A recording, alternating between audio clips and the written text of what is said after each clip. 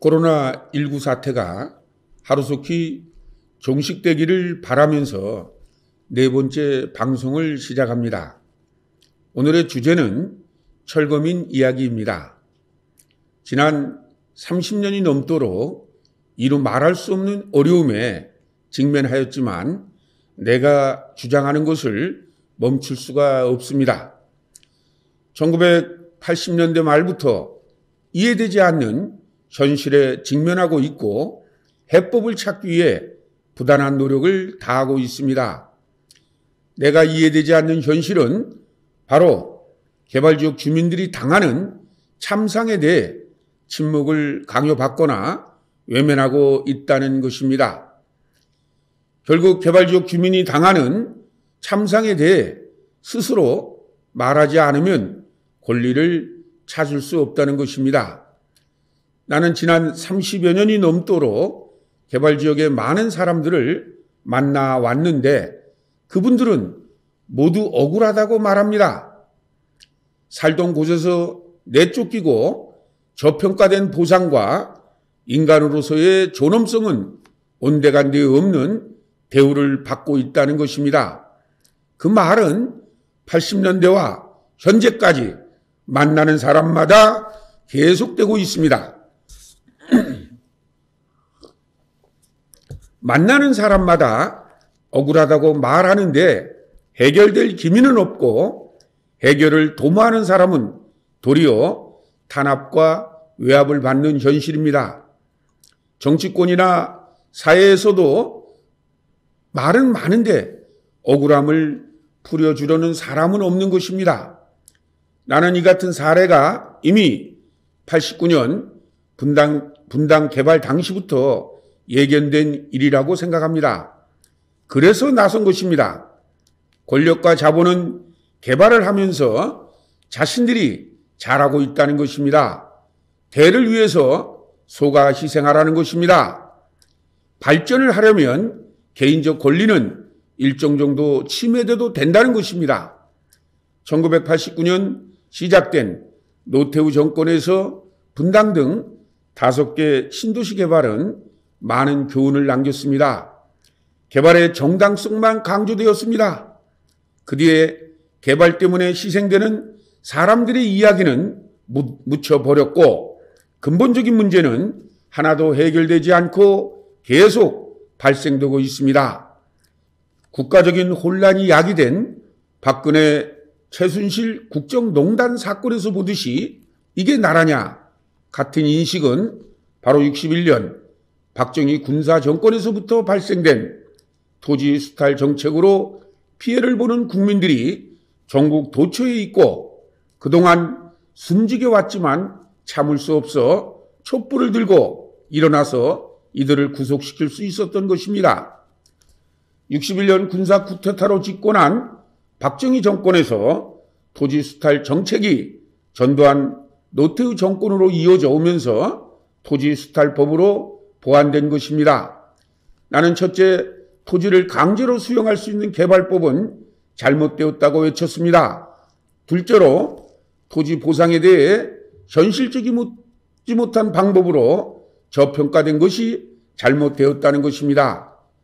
셋째, 협의가 되지 않아도 강제 수용하고 강제 철거할 수 있는 것이 잘못된 것이라고 주장하였습니다. 개발로 피해를 보는 철거민은 현재도 발생되고 있습니다. 나 같은 사람의 주장을 수용 못하는 권력자들이 존재하고 토건 세력과 토건 마피아가 득세하는 사회는 암울하기 그지없습니다. 코로나19로 철거민들의 삶은 더욱 피폐해지고 있습니다. 피폐해진 철거민은 굴종을 강요받고 있습니다. 나는 개발지역 주민들이 개발 관련법과 재개정이 되지 않는다면 합법적인 영역에서 스스로 대책을 수립할 수 있도록 지도해 왔으나 사업 시행처와 시공사는 자신들의 사업에 방해가 된다며 도리어 나를 탄압하는데 철거민을 이용하는 행태까지 오고 말았습니다. 철거민은 2중 3중으로 피해를 보고 있습니다.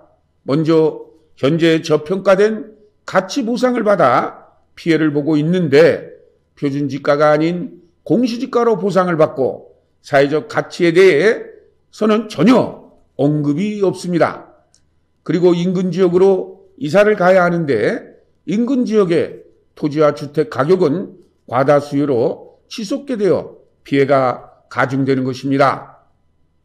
이것에 가족 공동체가 겪는 상실감과 정부에 대한 배신감 등등 너무 많은 피해에 대해 많은 사람들이 말을 하고 있지만 나서지 않아 모든 위험을 무릅쓰고 제가 나선 것입니다.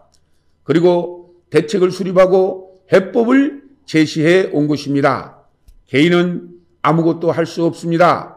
그래서 지역별로 대책위원회를 구성하도록 하였고 그 대책위원회를 중앙으로 묶어서 중앙은 큰 틀에서 법과 제도의 재개정을 도모하면서 지역대책위원회는 법과 제도의 미비로 피해를 보는 상황을 집회와 시위에 관한 법을 중심으로 똘똘 뭉쳐 협상력을 강화하여 개인의 문제를 해결하는 방식을 채택하도록 운동의 방향을 잡아왔습니다. 그런데 법과 제도의 재개정은 요원한데 권익운동을 하던 철거민들이 반대로 사업시행처와 시공사에 부여가면서 자신들의 대책을 위해 나의 주장을 왜곡하는 사례가 발생되기에 이르렀습니다. 최근에는 서울 개포동에서 주민대책위원장이 철거 용역의 뒷돈을 받고 주민을 내쫓는 역할을 하고 있다는 주장이 있었습니다. 일부에서는 아예 어용 지역대책위원회를 만들어 이익을 보려는 자들도 발생되고 있습니다. 분명한 것은 개발을 둘러싸고 비리와 부패 그리고 음모가 진행되고 있다는 것입니다. 인성을 파괴하고 오직 돈벌이로 전락시키는 이런 상황에서 개발지역 주민들은 어떤 처신을 해야 하는가? 바로 여러분들과 같은 상황을 가진 사람들이 하나로 뭉쳐 외쳐야 하는 것입니다. 철거민은 모이고 뭉쳐 하나가 된 이후 외쳐야 합니다. 여러분의 억울함이 사회 문제로 대두될 때 대안이 마련되는 것입니다. 지난 30여 년 동안 합법적인 집회를 통해 지역 대책을 수립한 사례가 수없이 많습니다. 이 모든 과정이 지역마다 어려움을 극복하면서 쟁취해 온 것입니다. 여러분, 환경과 교육 등의 다른 부분은 지속 가능한 성장을 해왔지만 개발지역 주민들의 실태는 변화되지 않았습니다. 철거민, 주거권 운동 등의 단체는 지속 가능한 활동을 할 수 있는 성장을 하지 못했습니다. 바로 개인에게 직접 이익이 돌아가는 방식이기 때문에 지역 대책이 수립된 후에 지속적으로 동력을 유지하기가 매우 어려운 것입니다. 그런 어려운 일을 나는 지난 30여 년간 해왔습니다. 이제 4.15 총선이 한 달도 남지 않았습니다. 나는 철거민을 도우면서 전국에서 수많은 권력자와 다툴 수밖에 없습니다. 그런데 지역은 자신의 문제를 해결하고 바람과 같이 사라져버리거나 자신들의 대책 수립 방법을 왜곡하며 토건 세력의 편에 서거나 철거민 단결을 방해하고 있으며 단결된 주민대책위원회는 토건 마피아들이 몇몇 사람들을 포섭하여 분열을 해책하고 있습니다. 이제 이 같은 반복된 배신과 토건 세력과 토건 마피아의 활동을 고발하면서 여러분이 하나로 뭉쳐 이 땅에서 강제로 내쫓기는 사례와 사회적 가치를 인정받으며 재산권이 합법적으로 침해당하는 이해하지 못할 현실을 타파할 것을 요구합니다. 나는 여러분들에게 가장 확실한 대안을 제시하는 것입니다. 바로 전국의 피해 주민들이 하나로 뭉쳐야 합니다. 개발 및 토지 수용 지역에서 주거권, 생존권, 재산권이 침해되는 사람들이 하나가 되어 집회에 참석해 헌법의 가치를 존중하며 인간으로, 사람으로 국민으로 살게 해달라고 하면 됩니다. 우리가 실현할 과제는 주거권, 생존권, 재산권 보장을 헌법에 담아달라고 요구하는 것입니다. 전국적인 피해 주민들이 지역과 사업 구분을 나누지 말고 하나로 뭉치는 조직 운동을 통해 정치인들을 움직이고 법과 제도 개선을 도모하기 위해 2020년 개발지역 주민 총궐기대회를 성공적으로 주최해야 합니다. 개발 및 토지 수용 주민 권리에 담자라는 대규모 집회를 통해 철거민 문제를 부각시켜야 합니다. 여러분, 사람이 죽거나 구속되는 것만이 사건이 아닙니다. 일상사에서 인간에게 가해지는 강제 철거와 생존권, 재산권 침해는 사회적 범죄입니다. 사회적 범죄를 일상화하는 각종 개발에 대해 우리가 용기를 내서 사회에 고발해야 합니다. 나는 지난 80년대 말에 분당 개발 과정에서 개발이 사람에게 미치는 나쁜 영향을 지켜봤습니다. 그래서 목숨 걸고 투쟁하게 되었고 오늘에 이르렀습니다. 4.15 총선을 통해 국회의원 후보들이 개발과 지역 주민에 대한 올바른 인식을 갖기를 바랍니다. 그러기 위해서 우리는 하나로 뭉쳐 외쳐야 합니다. 개인이 아닌 전국 단위로 모여 토지 및 개발로 인한 피해에 대해 대책 및 재발 방지 촉구를 외쳐야 합니다.